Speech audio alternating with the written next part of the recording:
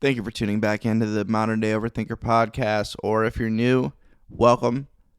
This episode is featuring Leslie Mitchell.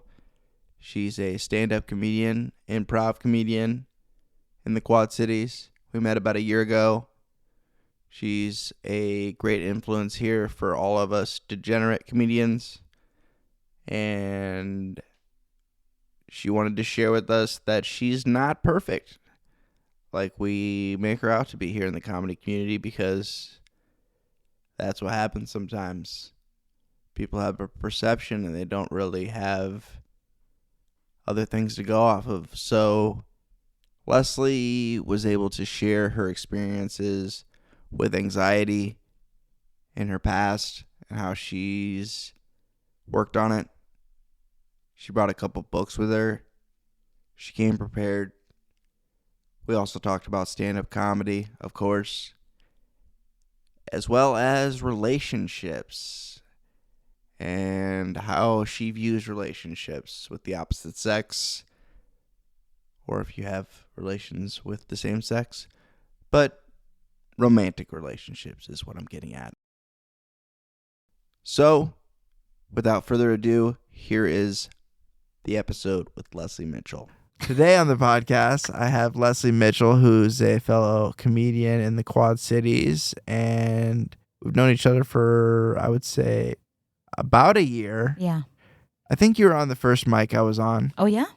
Cool. Renwick. Yeah, it was at the Renwick in like April of last year. It was when they first started doing them, and Chris had encouraged me to do that. You knew Chris beforehand? I've known Chris for many years. I know his brother. Okay. Tommy. Okay. So I don't know if you met Tommy, but he's his younger brother. I think Tommy's the youngest, and I think he has two other brothers. I think there's four brothers. Did you go to school with him or something? Yeah. Okay. All the Assumption people know each other. It's just kind of how it goes, and in some way, shape, or form. So I'll let you kind of introduce yourself as far as what you do, and I'm intrigued. Is you work for yourself? Or, yes. Okay, which is awesome. How long have you been doing that? This is my 22nd year of having my own business. I'm a graphic design business called Mitchell Design Link. Awesome. MitchellDesignLink.com, and I do graphic design, marketing, copywriting, all that good stuff, illustration. Awesome. Yeah. So I assume you designed your own stickers. I designed everything. Everything. And you also did the Bic shirt. Yeah, I work for the Bics. I'm their merchandise director. So I'm in charge of the race shirt. So when you sign up to run the Quad City times Bic 7, you get my shirt. And then when you go and pick up your packet before race day, and they have like it's called an expo, and you get there's shirts for sale, and I design shirts for sale. And we try to raise money for the community, and so to keep having the race. And the race is in its 48th year. So it's a different shirt? Yeah, the shirt. Well, every year is a different T-shirt. Every year, yeah. You know, every year is a different T-shirt. I will say that this year is my favorite design. One of my favorite, definitely the favorite design I've ever done. I saw it a while ago, and I liked it. Zach just texted me yesterday that he signed up. Yeah, because he gets free for the military, but still. Oh, really? Yeah, but still, it's a goal for him, and he's gonna like. Zach's gonna try to bust ass and he's gonna try to beat the Kenyans. Oh, he's gonna he's gonna balls to the wall. So he'll probably be dead. Yeah, because it's usually so hot, on those days. But and I still have one of my favorite memories ever when Zach was like, "I'm gonna do it." And he was drunk. And no. And he says he was drunk. Was he? Well, maybe. But we were in the green room of the Renwick, and it was me and him and Ben Woodfield, who is not going to do it. Opposite of fitness. Yeah. And he was laying on the sofa, and Zach's like all excited, like, I should get a bunch of people. We should get, like Colin and Austin and Shane, and we'll just all do the race. And I go, oh, and then he looked over at Ben. Ben's like, no.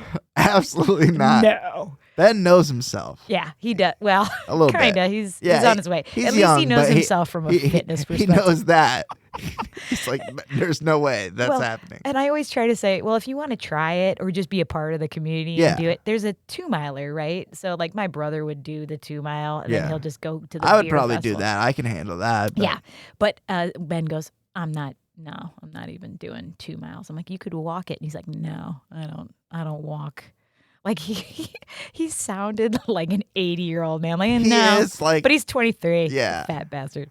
I ain't doing anything. He's just like, nope. Fun. No. And I gotta appreciate that, honestly. Yeah. It's like, no. But Zach's like, don't you want to like take a challenge and have a challenge and something to? No. He didn't ask me, but my response would have been similar. I think you could try. Yeah, I could probably do it now that I've been actually doing something. I'm trying to think if Zach got anybody to do it with him. Nobody would do it to his degree of intensity. No. Austin could be talked into Yeah. it. Shane would always say yes to anything. Yeah. Shane says yes to, that's probably his detriment, is he says yes to everything. I know how that goes. Yeah. But no one's going to attempt it like Zach would. No. Yeah, we talked about that. He might just win the whole damn thing. He won't, though. No, he won't. He's white. He's a white guy. That's why every year it's just statistically proven that they got guys that come into town and just. And those are all hills, and I think they just haul. Can you imagine 5-minute like miles, 5-6 minute miles in those hills in that heat, and just. I could barely do that on the get it elliptical. done. Yeah, I mean, I can't. The fastest I've ever been is like a 9-minute mile, 8.5-minute mile, and I can't hold that for not that long. Yeah, that's not me anymore either. I'm too old for that shit. How long have you been running the Bix? I don't really run Bix anymore. Oh, you don't run it anymore? No, because I'm selling. Because you're too busy. Yeah, and I'm doing the. You've run it in the past though? Yeah. I think I just got shy over of an hour. Maybe 107 was my best time. My dad is so proud. He was 40 and he did it in 45 minutes or something when he was 40, when he was a younger guy. That's impressive. Yeah. He used to be a runner. He used to call himself an ice cream and beer runner. He'd do 4 miles a day just so he could eat ice cream and drink beer and stay fit. And that was it. That's like probably I don't know if that's my buddy Dan's mentality, but he runs a lot. His whole family just runs. Yeah. I don't know if you know the Freshly family. No, but you being from Assumption, do you know the Mellon family? I do not. They're all runners. They're all awesome. Okay. Yeah. They're probably younger than you. It could be. Yeah. I graduated 2008. I'm 32, so. You're 32. Okay. Yeah, it could be. Just missed him. But yeah. Are we supposed to talk about mental health and shit? Yeah, we should do that. Yeah, you brought some books. You came prepared. So yeah, the first thing that you brought up when we started talking was anxiety and what you've done to not necessarily overcome it, because obviously it probably still exists, but done a better job at living with it and, not letting it control your life, I should say. That's a great way to say that. So I would say you're 32. Yeah. And I'm going to be 51 in July. So what I think is, it's interesting because when you guys talk about this stuff, I think I always get this impression, and I'm always around you guys that are younger. So it's like, oh, Leslie, you're fine. Like, we're all damaged goods, but Leslie, she's got it together, And I'm like, okay, I'll just let you think that. I'll just let you think that. But I always say, like, just time, time does fix a lot of things. That is something I've learned, yes. Yeah. And so I would say right out of college, like 3 weeks out of college, I moved and I went to Iowa State, graduated from Iowa State. I drove with a good girlfriend to Arizona, wanted to live somewhere else, wanted to be, figure out who you are at Classic. 21 years old. And I lived in Arizona for like 10 years. Oh. And so living my life. Where at in Arizona? Phoenix. Nice. Yeah, I lived right kind of where Phoenix, Scottsdale, and Tempe all kind of merge together. And I was like a beginning graphic designer, and a few years into that, I tried stand-up actually when I was down there once. One time. One time when I was in my early 20s, and I realized that I really didn't have anything to say. I was just a goofball. Like when you're in your 20s with your girlfriends, you're just in the clubs. Yeah, yeah. You know, that's what you think where you're supposed to meet the opposite sex or whatever. Yeah. And so I'd be cutting it up with my girlfriends, and they were like, "Oh, you should try stand up." And I tried it once, and it was not very good. So, but I wasn't an improv But you were troupe. completely unprepared. I just didn't know what it was going to be. I had no idea. But Yeah. and you're on your own so much. Back then, being so young, standing on stage by myself, that was terrifying. Yeah. And so, but I had made some friends, and then a couple of them were in an improv troupe that this theater that had the stand-up classes and stuff had.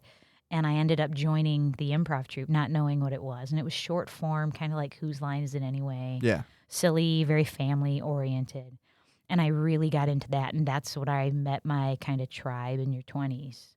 And I was just going along my life, being a graphic designer for a small firm and doing that on the side. You got into graphic design at like a really good time too. I went to school for it. I was at Iowa State for graphic design. And it's funny because No, but like that major and just going to that industry, that was a great time to get into graphic design. My brain works for that world, and it works for improv, and it even works for stand-up, which is how many ideas can you come up with in your head at one time? Like how many logos can you draw for a specific brand and that kind of thing. And so my brain works this way in general, so it was perfect for me. And I always liked to draw. I was always a kid that drew and stuff. Mm-hmm. So I was going about my life, and I was coming up to your age. Like I think I was between 29 and like 32, 33 was when what I figured out later was anxiety was starting to happen. And it manifested, of course, when it's happening to you, you don't really step back and analyze and figure it out. It's just starting to happen. And what was happening was my brothers, and I have two brothers, and we're all a year apart. So we're all pretty close in age, and we all are experiencing life things at the same time. And my brothers were getting married, and my one brother had a baby. So we had the first grandchild in the family. And for whatever reason, I had turned 29, and in Arizona, everybody's got a swimming pool. Yeah. And that's kind of the way it is. Because the summers are brutal. Summers are brutal. They're brutal right now. I think it's like 105, 106 right now in Arizona. And it's the kind of heat, they say it's a dry heat, which is true. But it's like when you open your oven to pull out a pizza. That's the heat of Arizona. I know. Yeah. I've been. Yeah. I was there in August, and oh yeah, it's rough, man. Like it's rough. You can fry an egg on the sidewalk, kind of thing. Yeah. But I in the spring, and well, it's legal. It's illegal to not have a fence around your pool. You have to have a fence around your pool. So every spring, when pool season is starting back up again, in the news there would be almost like just repetitive for a while. It'd be this baby drowned in the pool, got through the gate, baby crawled out of the backyard, into the backyard, drowned to the pool. Lots of them, always, every year after year. Parents weren't looking, baby gets out, drowns. And what I found I was doing was when I was trying to go to sleep at night, I started dreaming that my baby niece was the baby that was drowning in the pool. And I didn't know why. It was a recurring dream constantly. And I would scare the shit out of myself, and I'd wake up. And then I wouldn't want to go back to sleep. Yeah. So I would stay up all night watching TV, and then it'd be morning time to go to work. And so then I'd over-caffeinate myself to survive the workday. Yeah. And then whatever I did at night, live life, whatever the improv theater, whatever I was doing, and then repeat that cycle over and over again. And I was pretty much zombie sleeping, over-caffeinating. fantasizing that my niece was dead. You know what I mean? And I would never see it like gory, but it would be very, very scary. I couldn't sleep. Yeah. And I didn't know really what was happening. Mm-hmm. And that went on for quite a while. I would say somewhere between 3 to 6 months where I just couldn't, and I didn't know what was going on. And I didn't grow up. And I was by myself. The whole idea of leaving Iowa to go to Arizona was I want to find out who I am as a human being. Yeah. I don't want family around me. I want to come up.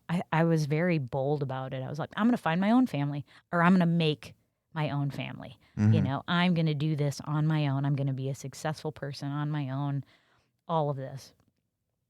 And it was a late night television infomercial that was this woman, Lucinda Bassett. And she promoted her books, and she has like some institute somewhere in Ohio. And she talked about having anxiety disorder and what she did and all that. And so I got the book from a late night TV show. Wow. Yeah. And then that coincided with, and I read this book and it changed everything for me. And then at lunchtime, I had enough time to, and I lived close enough to go home for lunch.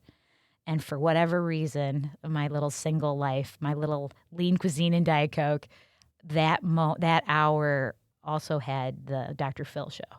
And it was really popular at that time. He was pretty new. Yeah. And so I would watch an episode of that all the time. Crazy how long he's been on the air. He's still on the air. Yeah.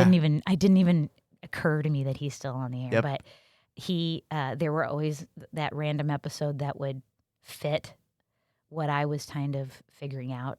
And oddly enough, it never occurred to me to go see help, get help. This book and 2 of Dr. Phil's books, and I think she had a workbook too, helped me figure out why I was doing what I was doing. Yeah. I did end up going to a therapist one time, and it was because she kind of said, you are an extreme worrier. Yeah. And it basically gave me like worksheets, like what's the worst that could happen? Write that down. What's the like push yourself to say, what is the worst that can happen? Yeah. And then if you can push it far enough that, yeah, it's okay. You know, that if I get fired I've heard that or something. before. Yeah. I discovered that I, at 29, had just given myself so much pressure thinking that I should be married by now. I should have children by now. Yeah. I should have I had a little house, a cute little townhouse, but I'm like, I should have a bigger house. I should have won more awards in graphic design. And I actually did win awards, published, that kind of thing. But I guess I thought I should have Wasn't good more. enough. Yeah, it wasn't good enough. I'm not good enough. Yeah. A lot That of kind of comparison. Yeah, Comparing yourself to other. Yeah. Yeah. I mean, I had 2 brothers. I still have them, duh. Yeah. But we're all 3 close in age, and so Are you when we youngest or I'm the oldest. Oldest. Okay. Yeah, but I'm also the only girl, Yeah. So. and so that I grew up in an era of you could all play together and do competitive sports until this age where obviously you're a girl now.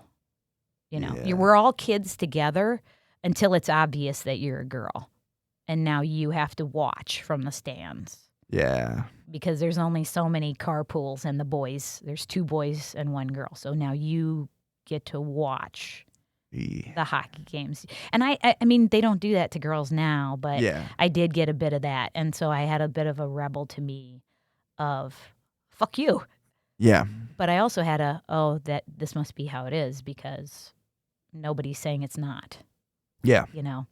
So I really had to work at it for a few years of the anxiety of that, and it did slowly kind of work its way out. I listened to your podcast with the Lobos guy, and I was like him too. I really resonated with what he said of I didn't want to take any drugs because I was also at the time a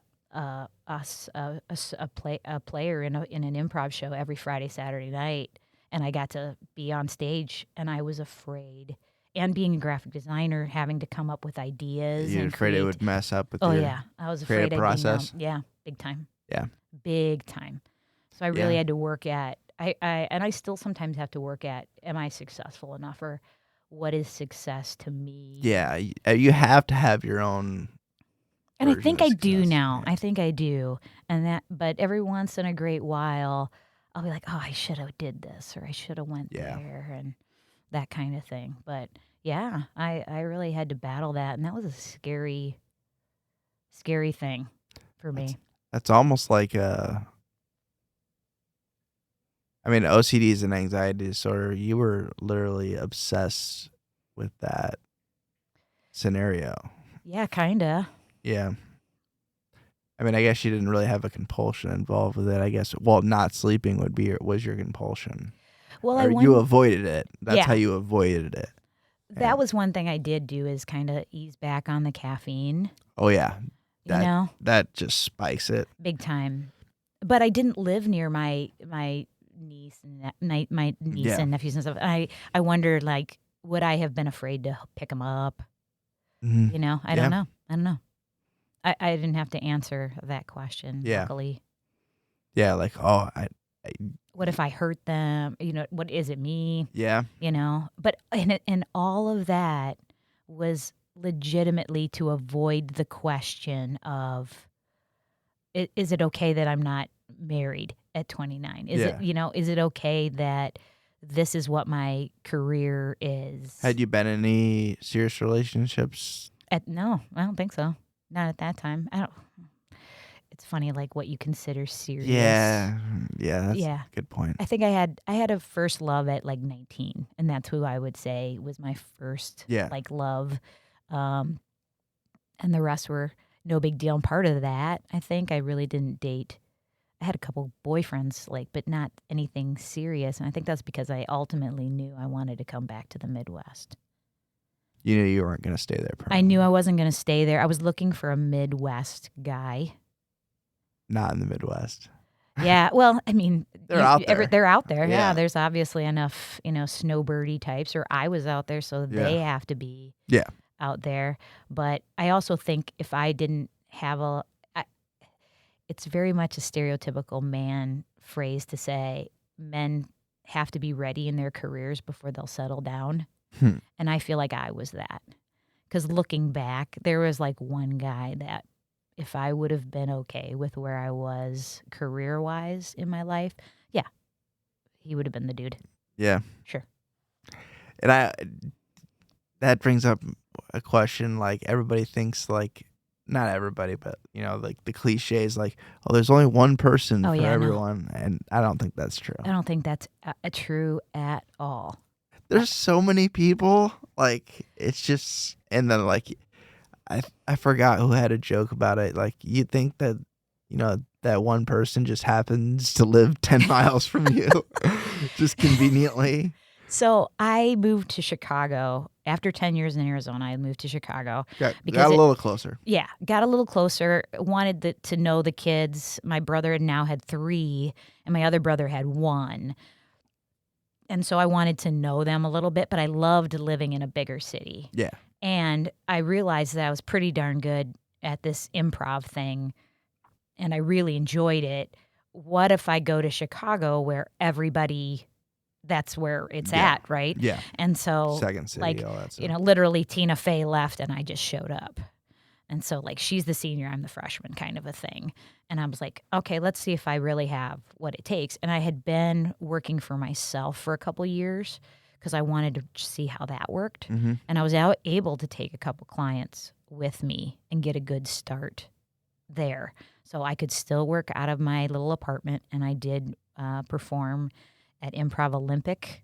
And I took classes at IO, not at IO because that's Improv Olympic, at Second City and things like that. And so I found that I was fine there, and I did really well there and made some really good friends and stuff. And in Chicago is where I met my husband, who is a Chicago guy. Okay. Yeah. So he grew up in what part of Chicago did He grew up in Edison Park. Yeah, I'm not sure where that That's is. the Harlem stop on the Blue Line. Okay. Your brother might know. Yeah, he would know. He'll know. For your brother, Jacob, what's your brother's name? Austin. Austin. That's so not even close. Not even close. I don't think I ever told you his name, so that's fine. That's funny. We used to live on the Brown Line Sedgwick stop.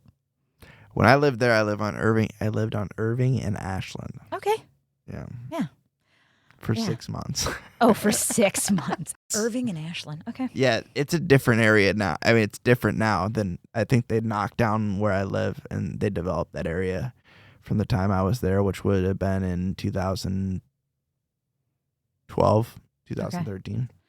But let's talk about that love of your life that you think there's only one, that kind of thing. That is just how I was. It's silly. So yeah, so when I was in Chicago, I did a lot of sketch comedy, and I actually toured with a sketch comedy group, and then we split off, and there was me and a girlfriend that we did Girly. That was our sketch show, Girly, and that's what I really like. That's what you like sketch. Well, that's what I've been talking to James about it. He's been doing. He's written a couple sketches that I'm going to be a part of. That's awesome. Yeah. Do things that you enjoy doing. Yeah. 'Cause I always loved SNL, and I always loved Chappelle's Show is like my favorite show of all time. Like that I grew up. I was like 12 and 13. Have you seen Mr. Show? I've heard of it. Oh, I'll give you a DVD. Okay. You have a DVD player? I do. You young kids today. I do. But I'll give you a DVD. I haven't used it in a while, but I have one. That's all right. You'll like it. But in Girly, we both met our husbands at roughly the same time. Okay. She was very much, and then she visited me a few years after the fact, and we're walking, and she goes, "Oh my God," she was so full of lovey-doveyness, and she's a little younger than me. She goes, "Can you imagine a life? I mean, I just can't imagine my life without Matt in it. Oh my God, I don't know what would have happened if we never would have met." And she got all romantic-y and said to me, she goes, "Can you imagine being married to anyone other than Eric?" And I went, yeah. Yeah, I could. I could, very much so. I mean, I love him, but I think a huge portion of it is I made a choice. Yeah. I chose this person, and now I'm going to, now the journey begins. Yeah. You know? How do you keep falling in love over and over again? And how do you hang in there? And that's a testament to your character. And your love does get deeper as time goes on. But it's because you chose to do that. Yeah. If you're like 2 weeks in and it's like a huge, like you're obsessed with each other, that's like a red flag to me. I feel like. You have to ask yourself, why? Almost.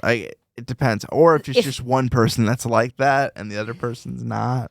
Yeah. You both have to have the right reasons. Yeah. You know, like I approached, once I knew what I wanted. Oh, there goes the camera. At this moment, my camera fell and video was interrupted. We weren't able to get full video of this episode, but I appreciate everyone listening the old school way. But yeah. Sorry about your camera. No, it's fine. It looks a little James Bondy. It's those GoPros are nice, but yeah, they're I had a better stand for it, but I broke it because it was a cheap Amazon Gotcha. purchase, so I gotta get a new one. Okay. That's actually just supposed to be for my phone. I just kind of made it work. Cool. So okay, that's my stand I bought for doing Instagram, TikToks, and recording my sets. So cool. Need to figure out how the remote works. That'll be nice because I could be like stand on stage and just play. And then do that for yourself. That'd be cool. Yeah. Make it a joke if I needed to. I'm turning everything into. Did you ever start doing that, or do you do that all the time now? I do it. Where your life, you just find jokes. Yeah. I mean, and everything. Mm-hmm. Yeah. Like what I was telling you about yesterday, which I won't talk about on here, but yeah, I could just turn anything into make light of any situation. It seems like. I think that's the best way to live your life. Yeah. Honestly, or to find that groundedness. I just got to remember to write it down, or record it, or not remember, or just not be late. Some of stuff like comes like I'm about to go to sleep, and I'm just like, Yeah. it's like, Do you have a notepad by your bed? I need to put one there, but I also have Mhm. my phone. But I like writing. I started out like doing everything on my phone, like some of the other guys do, but I don't like it. I cannot use my phone. I like writing. Yeah, me too. I have tons and tons of notebooks. My handwriting's pretty terrible, but I can read it, so it's fine. There you go. Yeah. That's all you need.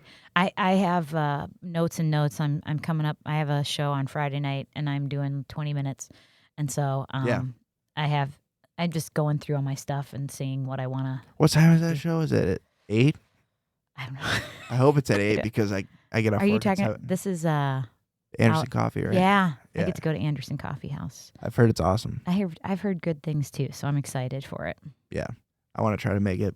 Oh, cool. Yeah, just so I can. I want to see I just want to see the room in general, and there's quite a few of you going up too. Yeah, I think so. There's a couple people I don't know, which I'm always happy to meet. I like meeting new comics.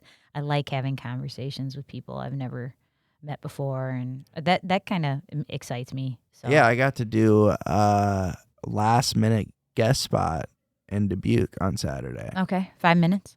Yeah, just 5, 6. Mhm. Well, they told me 5 to 7. Okay. And I was like, okay. I did 6, I think. Okay. And it was for her last name's Dukin. I can't remember her first name. Jeannie Dukin. Okay. And she's out of Chicago, and she's really, really funny. Mm-hmm. And yeah, Austin was hosting, and last minute, it was on Saturday, like early afternoon. He texted me.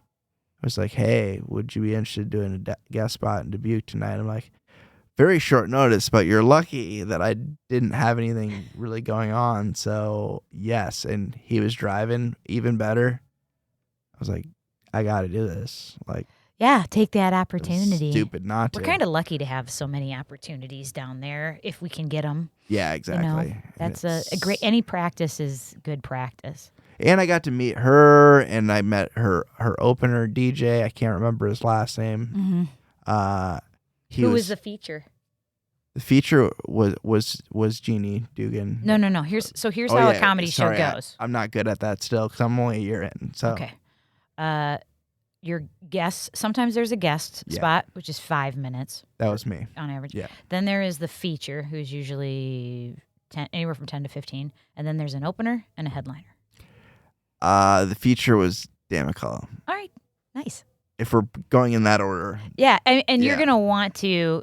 It's kind of like a respect thing down the line, because if you're a guest, but you go, I opened for, I'm like, no, don't do that. Oh, okay. That's like somebody who says they took a class at Second City and then put on their resume, I did Second City. Did you? Did you do an Ironman or did you just ride a bicycle? Yeah. Okay, that's good. I mean? That's good to know. Yeah, I didn't really in the world. In the world, okay. Like nobody's gonna say anything to you, but okay, they'll secretly go, "That guy's a dick." You know what I mean? Yeah. Gotta be careful of that. But nobody knows. Yeah. Hopefully, people just know I'm stupid. Well, when it comes to that, I don't. Yeah, you know. And I actually talked to a venue today about trying to do my own showcase. Oh, that's awesome. Yeah. So. Good for you. Which would be great, and it would be in Davenport downtown. Can't say the funny? location because I don't have it set. I feel like we could use some more opportunities in Davenport. I don't want to go to Dubuque every week. I love Dubuque. It's expensive. Yeah. Gas-wise, it's expensive. Yeah. Yeah. Yeah. I mean, luckily we've been, there's a good group of us that can get together. I know some of us I like to drive. At first I liked driving separately because then I can leave when I want. Yes. I do like that advantage. But now I'm to the point where it's just like, I would just rather just not drive.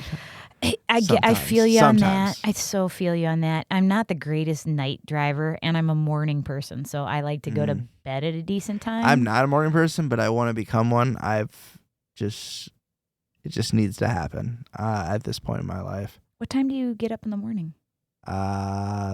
Depends on if I work at 7 or 8, but normally right before I have to work. No kidding. Yeah. Oh, wow. Yeah, it's not good. I have bad habits. That's another thing that's helped my anxiety. And Not like you feeling said, rushed. not feeling rushed, being in a routine. I've heard that. I've heard the not being rushed. Like my friend Grace told me that a long time ago, and I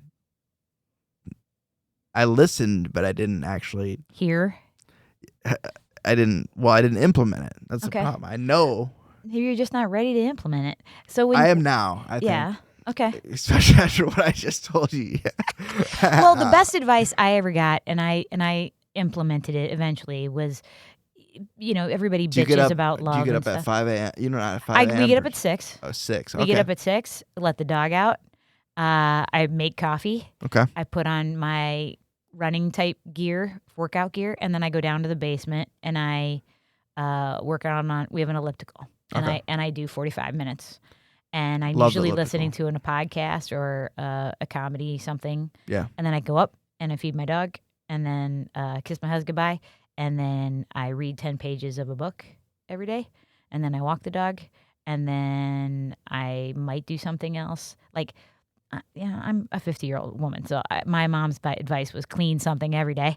So I might Swiffer my house or vacuum. I might do or clean a toilet, and then I go to my job, and then I sit at my desk and work until it's done, kind of. And then my husband and I make sure that we have dinner together. So between 6:30, have dinner together, and then like tonight is podcasting with you, and tomorrow is an open mic, and Wednesday's something else, and Thursday's Dubuque, and Friday's a show. Yeah. So there's and then this sounds silly. My husband's like, oh well, if you get home at 9, we can watch an Obi-Wan Kenobi, and I'm like, okay, and then we'll watch a TV show together, and then go to bed. Yeah. But I always kind of eat the same things every day, Okay. so I don't have to think about that. That's alleviated a lot of anxiety for me, and it might have been a piece of anxiety, which is when my husband being in the Army, he had gone away. He was serving it was supposed to be a year, and then COVID happened, and he was serving 2.5 years at a base in Florida. So I could see him sometimes, but when COVID happened, it was few and far between. So I had watched. He's in the Guard, right? He's in the reserves. Reserves. But he was full-time orders at that time. Gotcha. But I had watched a Marie Kondo show on Netflix, which is this little Japanese woman that shows you how to organize your house. Okay. And so I watched this organizational thing, and that's how I handle stress, is I throw away stuff.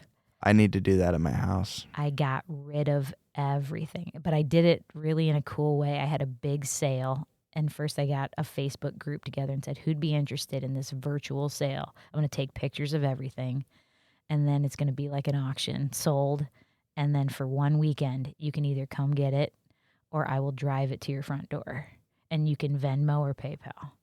And I made like $400, $500. And now we only have one Christmas tree, like shit like that. Yeah. And now, and my closet is only the things I like to wear, so I know exactly what I'm wearing. I just found out I had 2 weed whackers. I didn't even realize it. Yeah, I threw away a weed whacker recently because Black & Decker changed the batteries. So I went, no, I don't like this weed whacker anymore. But yeah, just being able to see what I have. That kept me from buying the same thing twice, which I've done in the past. You ever go, oh, I can't find that great black hoodie. Now I own 3 fucking black hoodies. You know what I mean? Yeah. So clothes are bad for me. Yeah. I actually read that the most successful entrepreneurs wear what's his name for Facebook? He wears the same shit every day. And it's so you have more time for what you do creatively. Yep. So I actually have one of my closets. I have a little side closet. Because our house is from the 70s, so there's no walk-in closet. It's the closet like you had when you were a kid. But I have a little side closet in the guest room, and that is literally the few dresses I own, and then what I call show clothes that I will wear to when I'm performing. Mm-hmm. And it's just a heightened version of my own personality. So when I'm on stage, I'm me, but I'm just a little bit more of a cockier me, I guess. Yeah. A little bit more in your face me. Yeah. And those are where those clothes are. Ah, okay. Isn't that wild? I need to get through a bunch of clothes and just get rid of them. It's so bad. For me, it was so mind clearing. Mm-hmm. It really was. So now I know where everything in my house is, down to the safety pins. That's perfect. Yeah. And it sounds so friggin' dorky, but it's really alleviated a lot of I stress get in it. my life. I totally get it. Yeah. Yeah. I'm just not there. But yeah, I get why that would make sense. Yeah. Now I have a rule. If a shirt comes in, a shirt goes out. Ooh. If pants come in, the pants goes out. That's a good idea. Yeah. And it makes you go, do I really love this? How much do I really care about this? Yeah. And I love it. Do you have any like shirts that you have like from like that are like 20, 30 years old? No. You don't have any of those? Mm-mm. My dad used to have a couple. He used to have this sweatshirt. I think he still has it. That it's just falling apart. Shit. Yeah. Okay. I take that back. I have a sweatshirt from college. You have a hood. You have Yeah. a sweatshirt. Yeah. Okay. Yeah. He has like this Notre Dame. He didn't even go to Notre Dame, but it's just a cool old Notre Dame sweatshirt. It's just falling apart, and like he might have just thrown it out, but he used to just use it just to, like when he was like painting or like doing something like where he was gonna get dirty. Yeah. And I have those clothes, a little set of shorts or jeans that are the, heavy yard work or painting clothes. And so does my husband and stuff. But he's worse than me. Like, I really want to throw away some of his shit, and he won't let me. Oh. And he has a lot of old Army stuff. Okay. That he won't let go. And it just kills me inside, but I let it happen. He has a members-only jacket that has Chief Alinowick on it. And I guess they don't put stuff with Chief Alinowick on anymore because of whatever. Yeah. And I was like, oh, this thing's so dumb. And he goes, you throw that away and we're going to have a serious problem. Yeah. And so, I mean, we hide. He doesn't wear it, but it's there. Yeah. And you said it's a jacket? It's a members only jacket. You don't, oh my God, by the look of your face, you do not, look it up later. Go look up members only jacket. I feel like Now I don't feel old. I feel like you should know. it rings a little bell, but I'm not a clothing or fashion person at all. It's the opposite of being a fashion person. It is. Yes. Okay. Would it be a collector's item for like some? He thinks it is. He thinks it is the bomb diggity. We'll have to ask like Austin or Zach. They would know if that was like. I could see Austin wanting to wear it, but as a joke. As a joke? Yeah. Okay. Yeah. Yeah, I don't know. I mean, you were there. I was sitting next to you at the office open mic the other night when Austin went up and did his penis joke. Oh yeah. And I listened intently, and as it went on, I was like in my head going, "Okay, I know. Oh fuck, I know it's happening. I know it's gonna happen. I knew it." Yeah, he just led up to me. Yeah. Yeah. Which I don't understand what you guys see in me, but I'll be like, okay, I'll just accept it. I'll just accept it. Yeah. Stupid idiots. That was a good night. I love that Ashley ended up winning. I feel like you campaigned for her. Yeah, she's got a lot of promise. So I know that you introduced me like it's something about the comedy mom, and I don't really see myself like as a mom.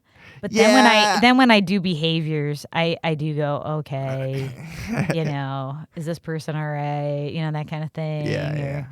Or I'm cheering for the one who's not. Or that shows like Ashley shows a lot of promise. I'm excited. Oh for yeah, her. for sure. Yeah. I've been talking to her a lot lately. She's really cool, and just trying to get her, more familiar with the area, or I guess just being a good friend to her. Yeah, just comfortable with it. Yeah. I think JT is too, and that's nice. Yeah, it's nice to see. If you're listening on Apple or Spotify, please drop me a review. I don't care if it's a bad one. If you hate this podcast, if you never want to listen to it again. But if you listen to it regularly, even better. I appreciate you. Share it with your friends. Like, subscribe, do all that good stuff. Really appreciate it. I'm trying to make this an even bigger thing. Continue to grow. Continue to have awesome guests.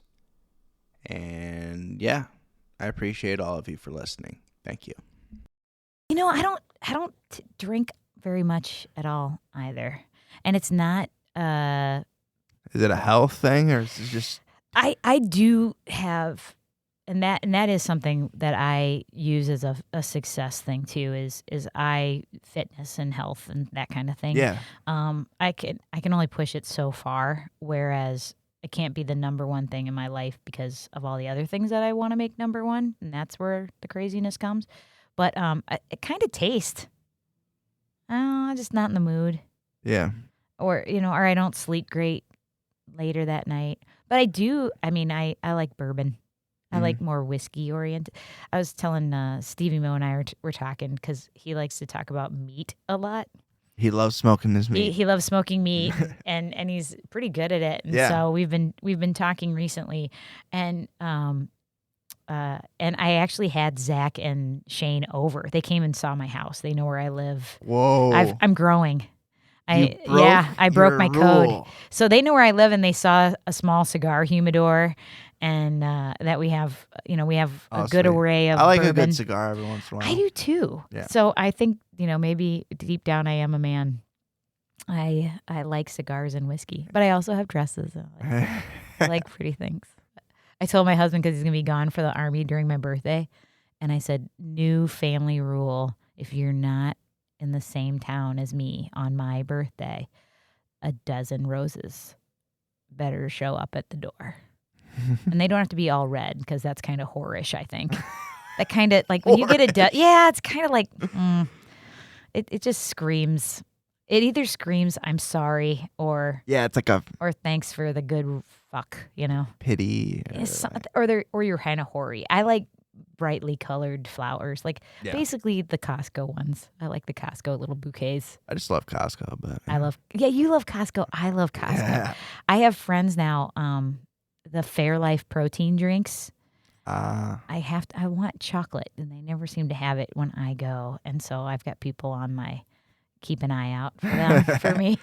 I don't go there that often just because You're one man. I'm one man, and I buy very select things there. Yeah, we do too. Yeah. They're bacon bits. Since COVID, this bag is smaller and the price went up. Whoa. Yeah, I noticed that shit. Don't think I don't know. But the Costco. hot dog price will not change. Did you see that? No. I think I might. Do you buy hot dogs? No. I'm talking about, like, if you eat while you're there. You know how they have the little, like, the little taster stations and stuff. Yeah. No, they have like a concession stand. Oh, that. Yeah, where slices of pizza, hot dogs, the frozen yogurt. Yeah, a hot dog's $1.50, and I think you get a pop and like chips with it, and that price has been the same since they opened. And the CEO like flipped out at a meeting, and like took a hard stance when like he stepped down and said if the new CEO changes the price of the hot dog, he will fucking kill him. And he said it like that. He's quoted saying that. I will be a Costco fan forever because of that. That is the coolest thing. That is amazing. I love that. Yeah. Without. And that's just how he is. I did a report on them in college, and somebody's already heard this because I've talked about it before, and I've learned a lot about that company. And that CEO is the fucking man. I like that. I like that a lot. I do like Costco. Yeah. I like me a good Costco. Yeah, it's just a great tour. And their employees are paid well. Like, everyone's treated well. It's like ran like I eventually want to be a business owner, but I'm not quite there yet. Yeah, I've heard you talk about that. You and your dad getting into business. Yeah, which it's we're not quite there yet. That was a source of some foam or some trouble for me. I had like some anxiety issues. I feel like I'm blanketing everything with the word anxiety, and so forgive me if I'm not saying it right. But I went into business with a friend of mine. I have another business, and NFTs. Oh, really? Yeah. And so how's that going? Yeah. That's how it's going. Yeah. But it's maybe 10 years from now we'll see. You couldn't sell me on NFTs. I couldn't. But it's like this. It's like a pretty version of the stock market. It's like a pretty version of playing the stock market, and I fell into it.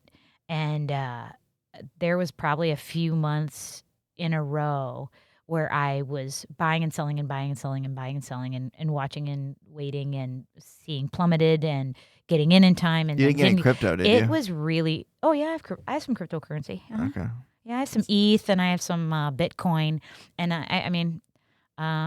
Yeah. So you can say that I've lost $5,000, or you can say, wait and see if Leslie's lost $5,000. Yeah. But I do own a decent array of NFTs that may do something in the future. Yeah. Or they may do absolutely Do you have nothing. any of the apes or the punks? I do not have an ape. I do not have a punk. Yeah. I have some dasks, which are actually holding their own in Yeah. this economy. I have some rebels, which are not doing the greatest, but Yeah. we'll see, and we'll just see what happens. But I'm not paying attention anymore because it was really affecting. I'm not looking at my 401k right now. Oh my God, that would be a smart thing to do. I'm just not looking. No, oh well, I do, and luckily my it's gonna bounce back. I got a new phone and the app's not working right, so I'm just like, I'm not fixing it. No, it's just gonna be really bad right now. Yeah, it's gonna be really bad, but I'm not touching. We're still ahead of the curve. We're still ahead of the national curve. Phoenix, Arizona. That's where I'm getting spam calls from lately. Oh, I get them from Virginia, and that's how I know they're spam too. Is it says potential spam, and then I don't know anybody in Virginia, so mine doesn't even say that. It just actually, I think it's not. What happened to that do not call list thing? What happened to that? Nobody cares. Nobody gave a shit? Yeah. Okay. It's not. I have a ton of blocked. Like, here's all the calls that you blocked. I'm like, okay, gotcha. Yeah. Good. It's good on it. It's ridiculous. But where are you going to touch? You were going to touch on something else, like anxiety-wise. Oh, well, I just had a ton of anxiety, and that was my only focus. It was like a little bit of a gambling, like the NFT market going up, the stock market's paying attention to that on the daily. Yeah, it really bothered me a lot. Yeah. And I finally told my partner, I'm like, because I wanted to get into it to understand it. I wanted to understand the buyer mentality. And he goes, okay. He's a multimillionaire. He hasn't bought one NFT. He's minted a couple free ones. Yeah. But I'm the dummy that's bought. You know? It's like, okay. See how you like it. So explain minting to me, because I don't understand that. Minting an NFT? Minting is just buying.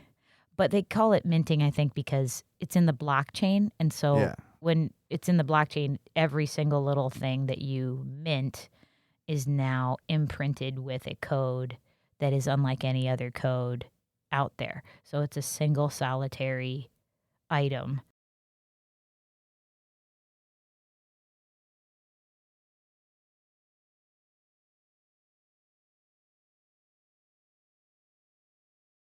No, but like, but obviously the blockchain's where the value is. Like, that's what creates the value. Interestingly, if you talk to somebody that's in the crypto world, they will say the only thing that gives the crypto market value is the people assigning it value. It's people in general giving it value. And even when people that are, on YouTube and stuff, and they call themselves NFT experts, et cetera, yeah, the value, let's say you bought an ape, and you bought an ape right in the very beginning because you were a techie nerdy guy and thought they were kind of cute, right? Yeah. The minute Jimmy Fallon bought an ape, yours just went up 7 times in value. Yeah. The minute Steph Curry bought his ape and put it on Post his Malone. Yep. Yeah, it just went up in value. So the world of NFTs is kind of reflective of the world of social media and what is assigned Crypto value. a little bit too. To a certain degree, but there is some backing to it. Like, you can buy a Tesla with Bitcoin if you want. Yeah. That kind of thing. So there are people backing it that have some power, but it's and there's some interesting things in the global world. A guy in Kenya with a laptop can make money just as easily as you can. First world versus third world. Yeah. But I don't know if we're there yet. And governments are always going to either stifle something or they want their piece of the pie. Yeah.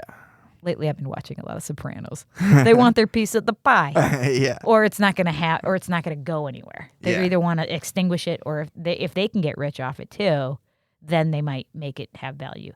For me, it was an experiment to try to understand it, and I do understand the crypto space. That being said, all the jokes about it being stupid and stuff is kind of right now. It's correct right now. Yeah. And for me and my financial future, it's not going to matter because not where I'm investing in, I'm not going to get anything out. Like, we're not going to know until 20 years from now if this is any good. Yeah. So right now, I just own a bunch of 3-dimensional skeletons that are pretty badass looking. That are cool you know what I looking. mean? Yeah, Yeah. that look cool. Yeah.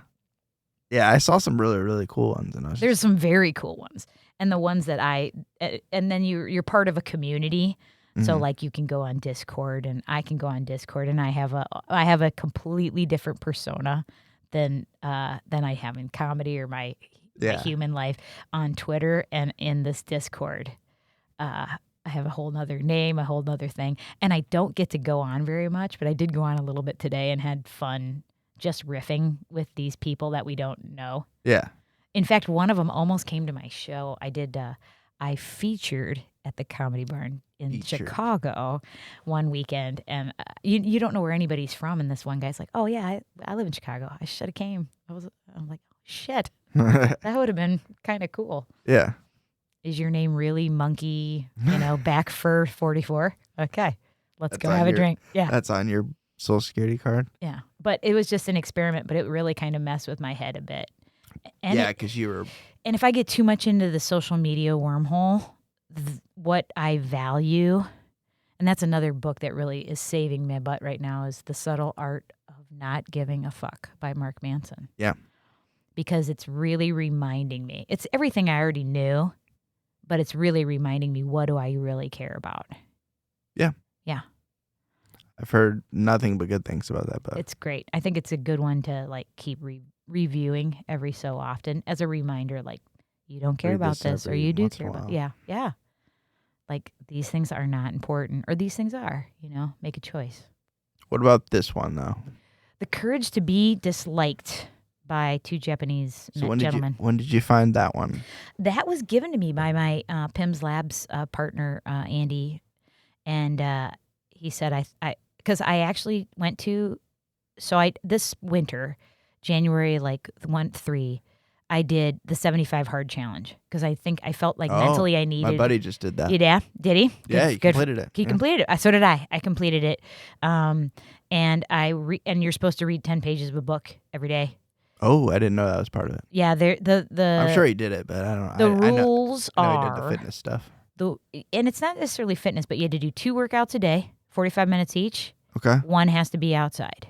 Got it. Pick a diet program that would work for what you want. If you want to build muscle, if you want to gain weight, lose weight, you're addicted to sugar, you don't eat enough vegetables, whatever. Pick some kind of a diet that you think works for you.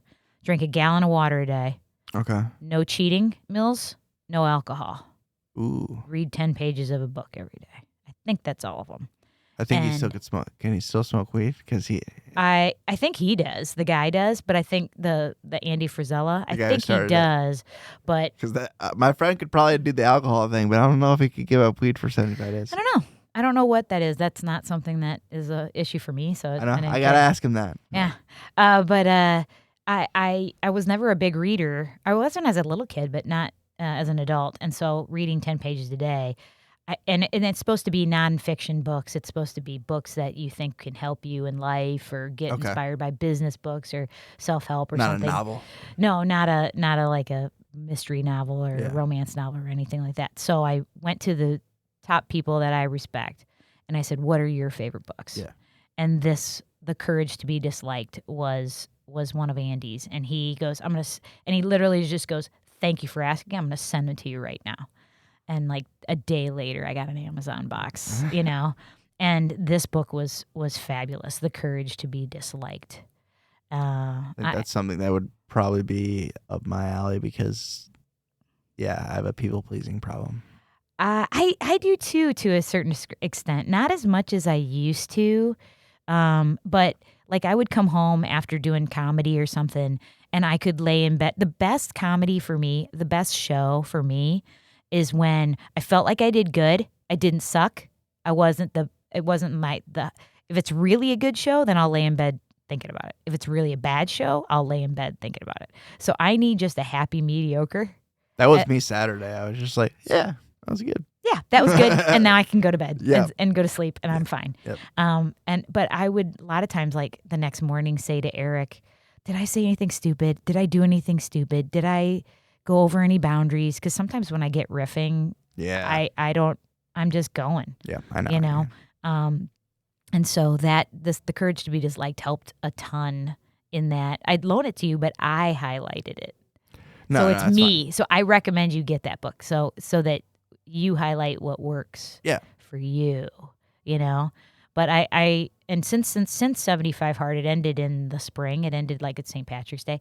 I've tried to keep some of the things because I didn't want to go. Because that's the point, right? You're supposed to try to keep some new habits. You'd good hope habits. so. You'd hope so. I kind of went a little crazy the first weekend and like, we're getting Whitey's ice cream and, I'm having a Manhattan. I'm free. Yeah. Yeah. But I gained a couple pounds back because I think I actually I did it to the point where I knew what my starting weight, because weight was a key for some, but I wanted to see. So I lost 8 pounds and I lost 3% body fat.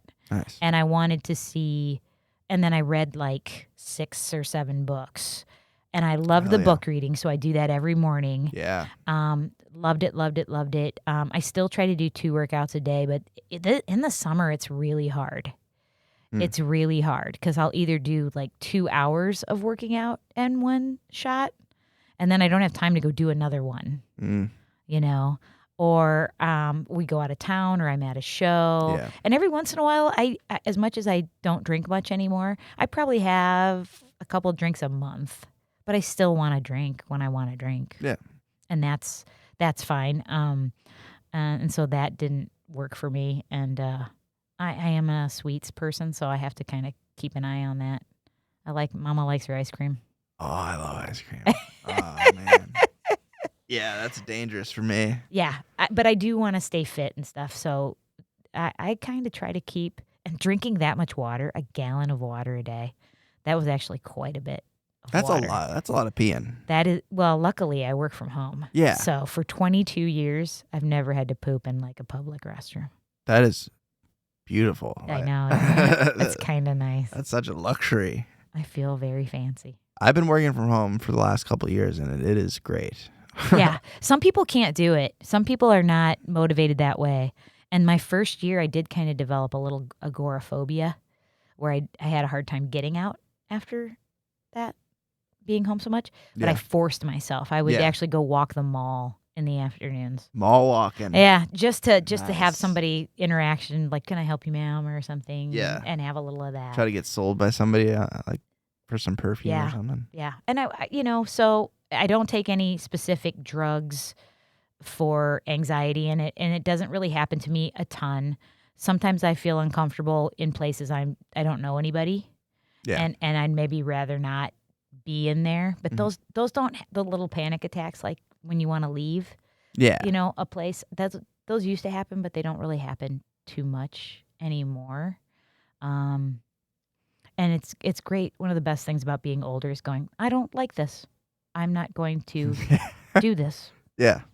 I'm not going, because when you're younger, you're like, my friends think I'm supposed to be here because I said I was going to go. And so now I don't even say I'm going to go to something ahead of time. I've been getting better at that. Yeah, that's a FOMO thing for me, as well as I don't want anybody to not like you, or you want to be missed. You're like, oh, they'll forget me if I don't go to Broken Saddle, again. But then you're sitting there going, or I am. Sometimes I'm sitting there going, I hate this. I hit the Thursday mic in Dubuque pretty frequently. I was doing it pretty frequently, and then last Thursday I was like, I'm not going. Yeah. Just not gonna do it. I feel bad because I don't like to drive at night, and so I don't want.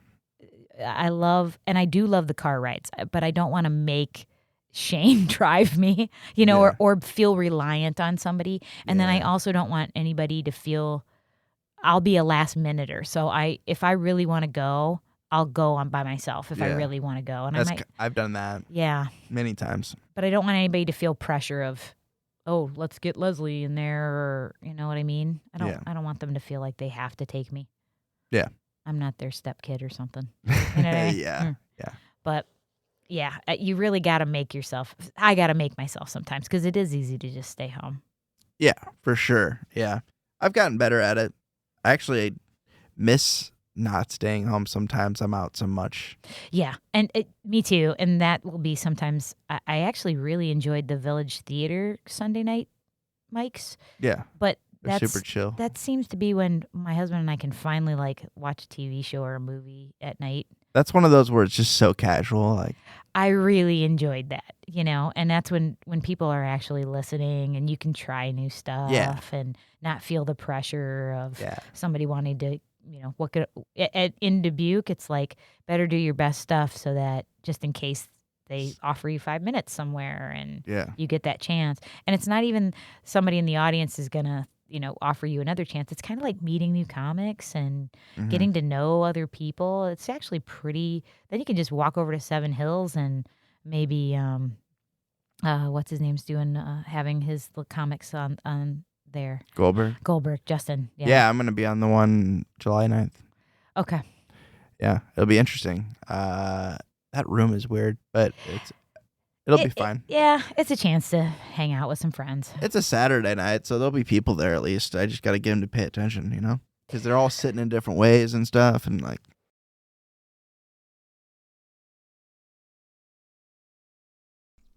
This turned into a conversation about stand-up that went on for a little longer than we needed it to, and so I cut it. But if you're still listening, please subscribe on whatever platform you're listening on right now and drop a review because that really helps me push this content out and get more views and more listeners, and that means more episodes. So appreciate you tuning in and staying tuned in.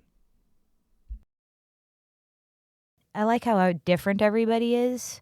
Like some people are quieter and you just have to pay attention. You have to listen. Nathan Kuhn, you got to pay attention. Nathan Kuhn, you need to pay attention, but he's so detailed in his storytelling. I don't call it comedy, really.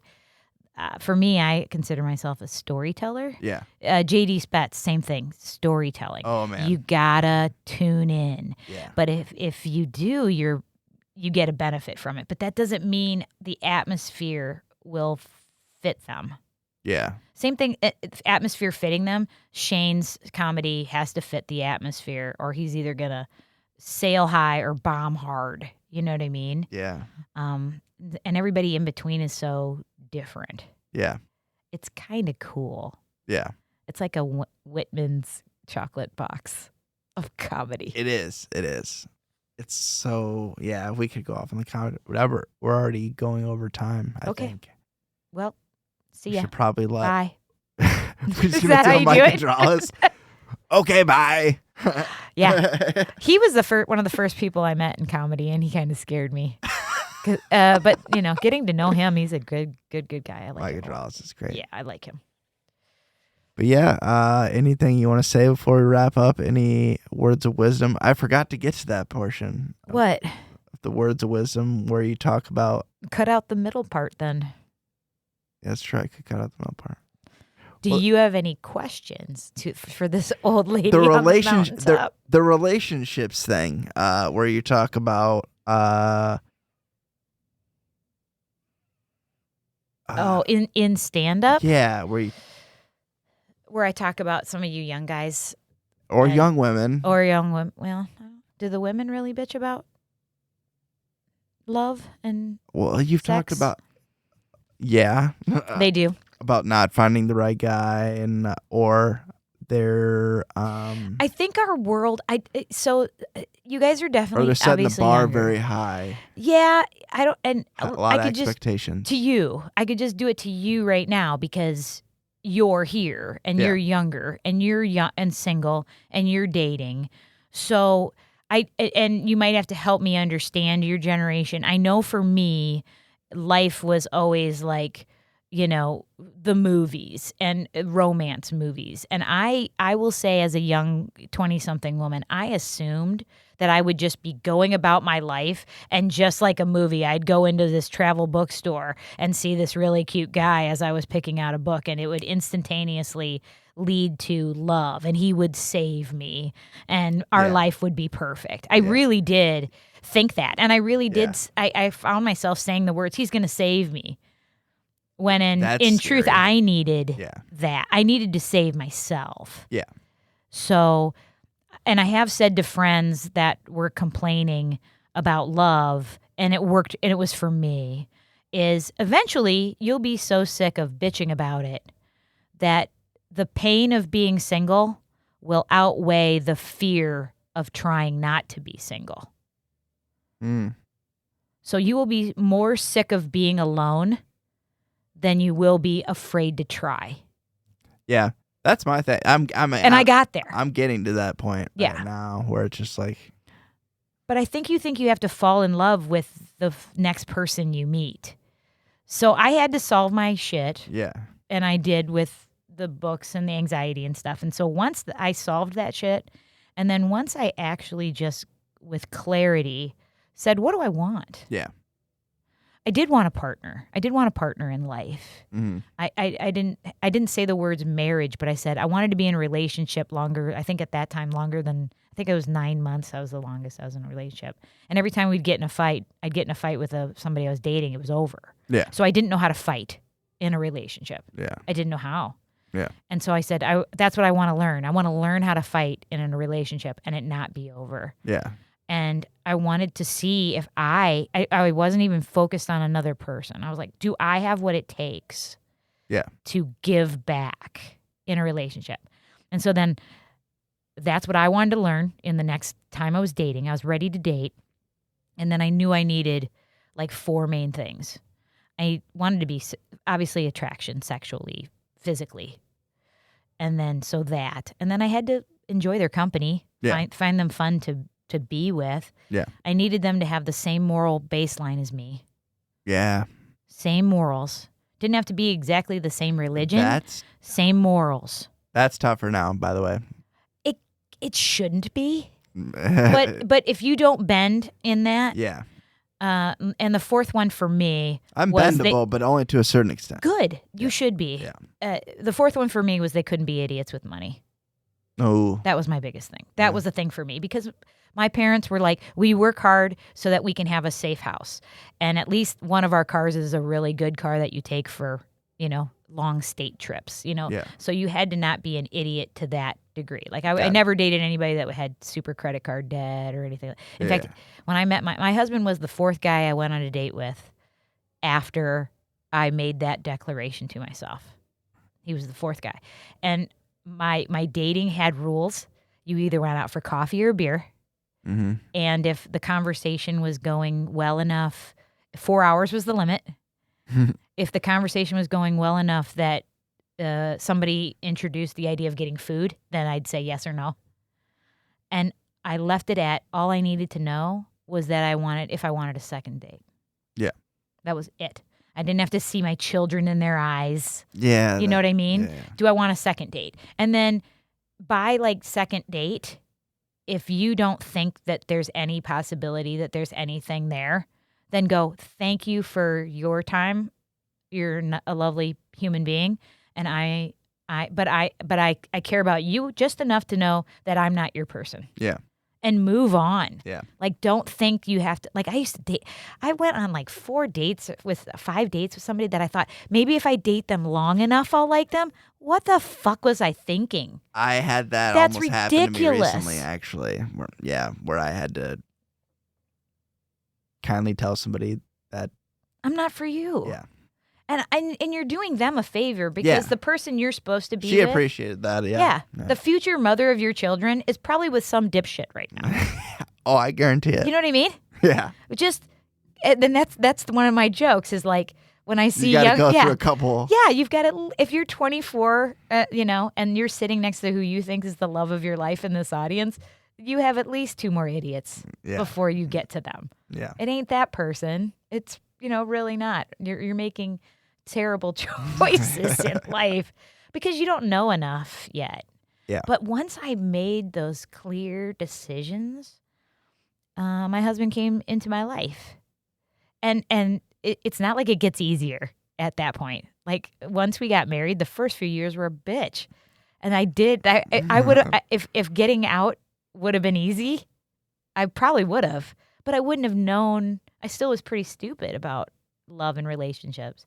I needed those first few years of crying and, fighting and fucking and all that other kind of stuff. But now it's in this nice pace where when I have a problem, I tell him everything. I'm like, I don't like this. And he'll say, okay, yeah. Yeah. And why not communicate with them? What are you hiding? Like, I threw every skeleton out immediately. Yeah. Because if you decide you don't like this life, better earlier than later. Yeah. Good point. I'm sad that why do you think that the moral baseline is different or that you have to compromise? I mean, I get compromise from the standpoint of, like, I hate Chinese food. You know what I mean? No, I don't mean like that. Yeah. But why would you compromise some morals that you value? I guess if you value it. No, I don't want to. That's what I'm saying. But it makes. You think it makes your sphere smaller? Yes, I do. So what? You only end up picking one. True. Very true. I'm just saying. Would you rather have a really good donut or a bag of shitty ones? I'd rather go down to Hertz and get one really great donut. Yeah, that's a good point. Yeah. I'm more of a Hy-Vee guy myself. Hy-Vee's cookies are good. Hy-Vee's donuts are good. I've never had their donuts. I don't eat donuts a lot, but when I do, I go to Hertz for their donuts. I get it. But I'm at a higher level of, like, I want to eat good shit. And you're closer. Hertz is a trek for me. I live on It's a bit of a trek for me too. Yeah, I live on. I live West closer to you Davenport. than you live in West Davenport? No, like Northwest. You probably live by my parents, I think. Off Division in Northwest, I think. Yeah, I live by, like, kind of where Northwest Little League is. Like I don't know. That's probably not a good example. Mid City High School. Yes. Yeah. Yes. Yep. Right over there. Yeah. Okay. So not that far. You live by west. Chris Starman, then. I do. I just found out where he lives, and I'm gonna probably invade his space sometime soon because he's been a hermit. Yeah, that'd be a good thing to do. Yeah. I found out his exact. I talked to him today. He's going to go to Broken Saddle tomorrow. Okay, night. good. Yeah, good, we'll see him. All right. Well.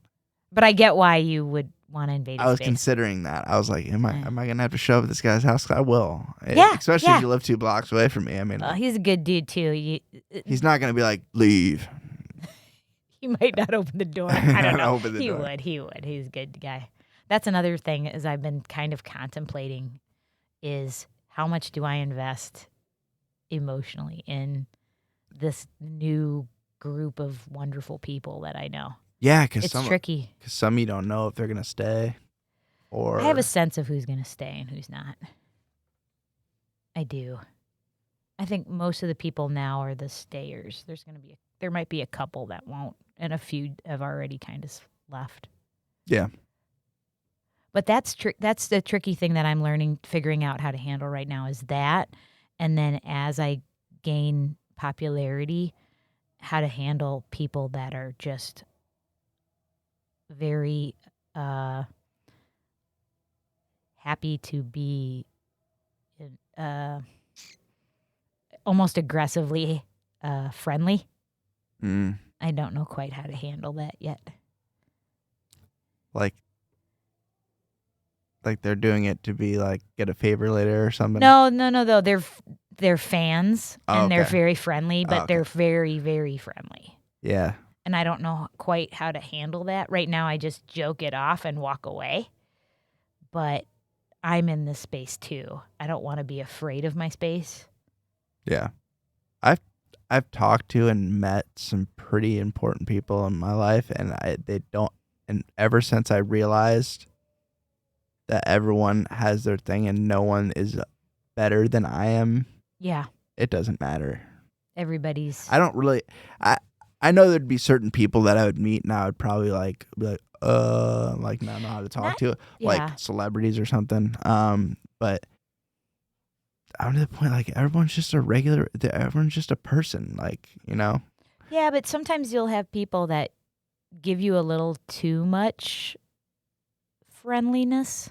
Yeah, I get it. No, I'm talking about for me being on the person. Oh, you think you being the other person? Yeah, me being the other person. I just Yeah, I haven't. I do have some people that like give me a lot of compliments and over.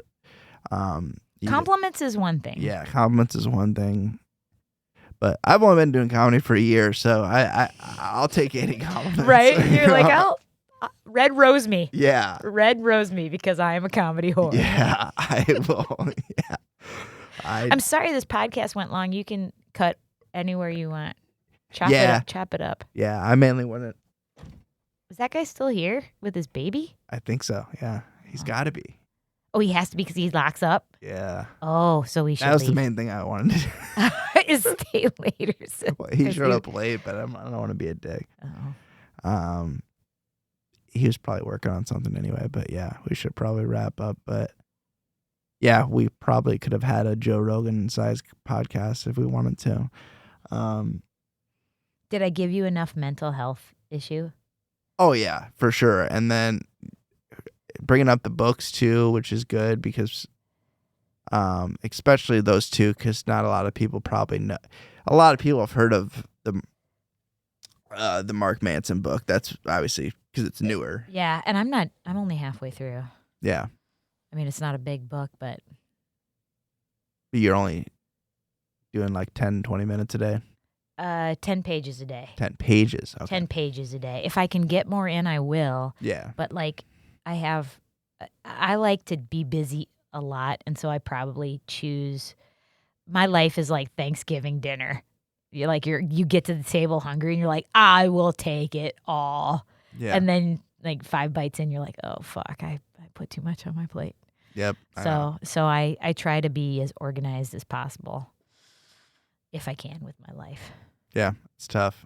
Balance. But I really that 75 hard, I really learned a lot of great valuable lessons out of it, and it's better than anything I ever tried.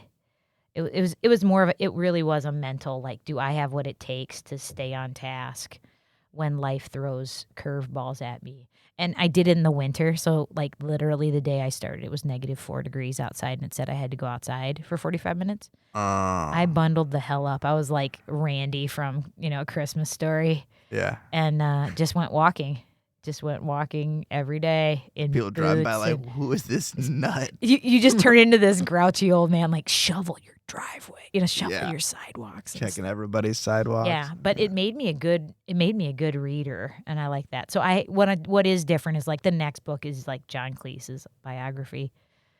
Like I'm not just doing self-help type books. Yeah, because you get burnt out. That gets a little boring. Yeah. Well, and also you're like, am I so damaged I have to do a self-help book all the time? Like, can we just relax a little? Yeah, I want to read a novel next, like just something. Just some novel, any novel. Yeah. Yeah. Just I'm like escape. a murder mystery novel. Yeah, like to escape. Yeah. Are those your kind of favorite? Do you like murder that's mysteries? My go-to. Yeah. Cool. Yeah, sometimes those are nice to just zone out. Exactly. Yeah. I need that. But yeah, let's let Caleb go home. Thank you for having me. Yeah, I appreciate you being on, and it was a mutual thing. It was just a matter of making it happen. And we made it happen. Yeah.